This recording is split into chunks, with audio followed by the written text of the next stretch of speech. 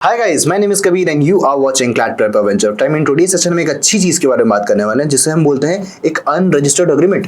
तो अगर आपका अग्रीमेंट अनस्टैम्प्ड है, अनरजिस्टर्ड है, तो क्या वो इनफोर्सेबल हो सकता है? आइए इस वीडियो में जानते हैं। सो बेसिकली कोर्ट ने Shaju versus Victory Granite Bricks 2025 के केस में ये बोला है कि अगर अनरजिस्टर्ड डॉक्यूमेंट है तो भी उसको यूटिलाइज करा जा सकता है, तो भी उसकी इन्फोर्सिबिलिटी हो जाएगी, लेकिन टाइटल ट्रांसफर नहीं होगा। अब इसके रिगार्डिंग हमारे पास दो इंपॉर्टेंट प्रोविजंस है, आइए जानते हैं। तो सबसे पहला प्रोविजन है हमारे पास section 49 proviso of the registration act 1908, जो कि ये कहता है कि that unregistered document may be used but only and only for collateral purpose। इसके अलावा section 10 and section 14 of the specific relief act 1963 भी कुछ इस बारे में बात करते हैं that it permits decree of specific performance if contract is valid, यानी कि स्पेसिफिक परफॉर्मेंस की डिग्री कंप्लीट हो सकती है अगर कॉन्ट्रैक्ट वैलिड है तो बेसिकली कोर्ट ने यही कंक्लूड करा शाजू वर्सेस विक्ट्री वाले केस में that buyer can seek specific performance if signatures and terms are proven even if the registration is missing।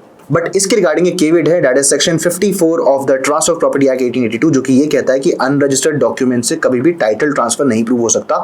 Title transfer prove करने के लिए या टाइटल को ट्रांसफर करने के लिए आपको डॉक्यूमेंट को रजिस्टर कराना जरूरी ही है। तो कंक्लूजन ये है कि कॉन्ट्रैक्ट का इन्फोर्समेंट हो सकता है बट टाइटल ट्रांसफर नहीं हो सकता। इसी प्रकार की और लीगल जानकारी के लिए फटाक से चैनल को सब्सक्राइब कर लो।